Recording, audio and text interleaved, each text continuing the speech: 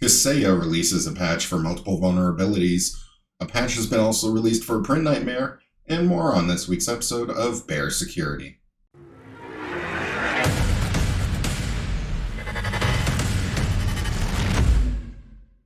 Welcome to Bear Security, a weekly quick take on topics affecting our businesses, clients, careers, and communities in cybersecurity.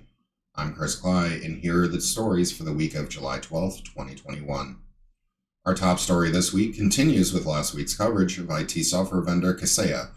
Kaseya has released a patch related to the REvil ransomware assault on their customer base that used their VSA software, but it contained more than just a fix for the authentication bypass.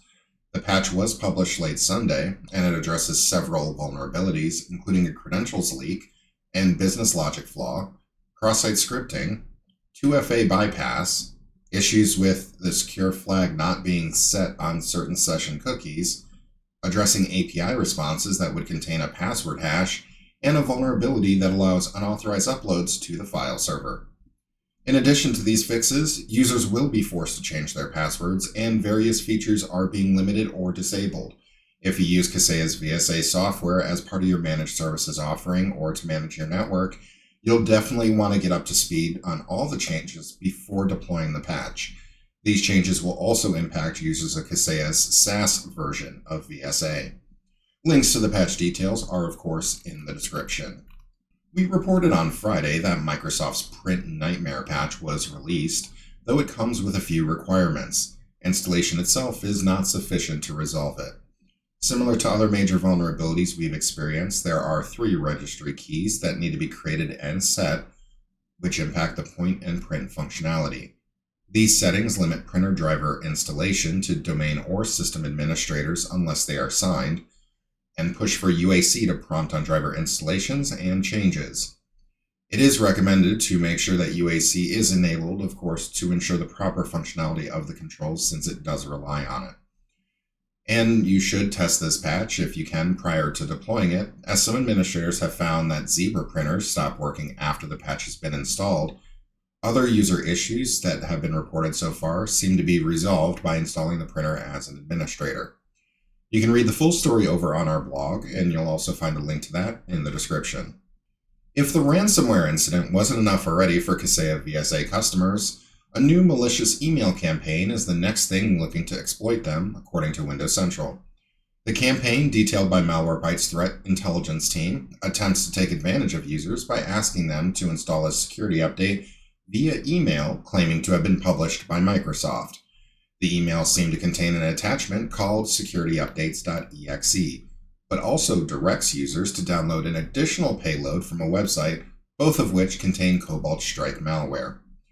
With thousands of businesses still recovering from the ransomware incident with Kaseya, this is one more thing that people need to worry about.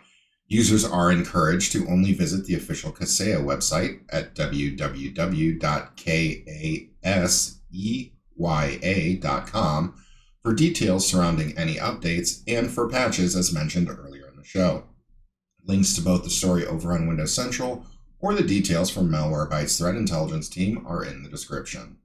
The Hacker News is reporting that McAfee Labs has discovered a new method by which the Zloader malware is being delivered. The method involves the delivery of a phishing email that contains a Microsoft Word document that, when opened, downloads a password-protected Excel file from a remote server.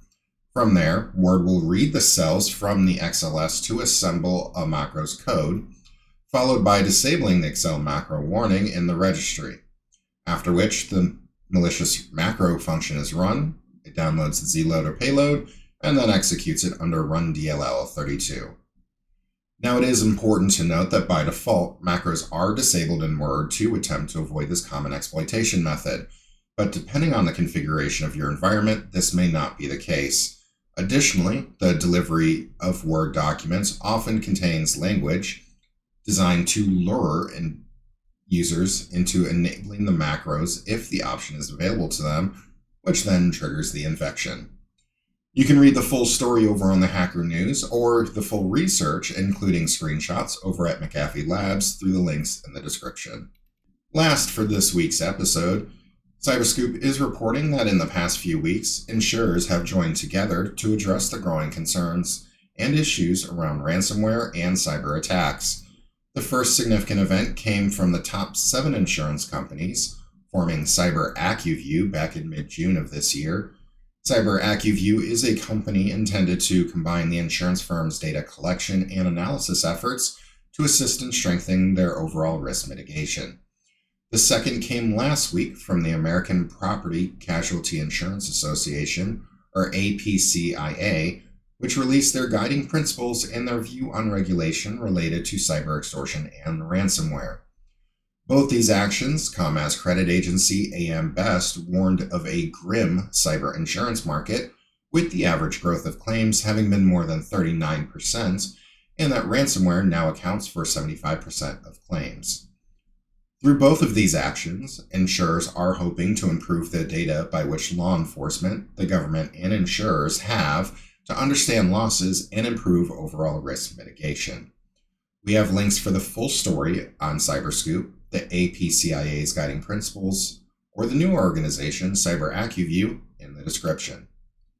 That is all for this week's episode of Bear Security. Be sure to check in now every Monday at 8 a.m. Eastern via our blog, here on YouTube, or via podcast on the latest to prepare you for the week. Links for all the stories mentioned can be found in the description or on our website, syntaxbearer.io. On there, you can also find links to interesting stories, tools, research, or videos we couldn't cover on this week's episode. Thanks as always for tuning in. This is Chris Cly signing off. Stay safe out there, friends.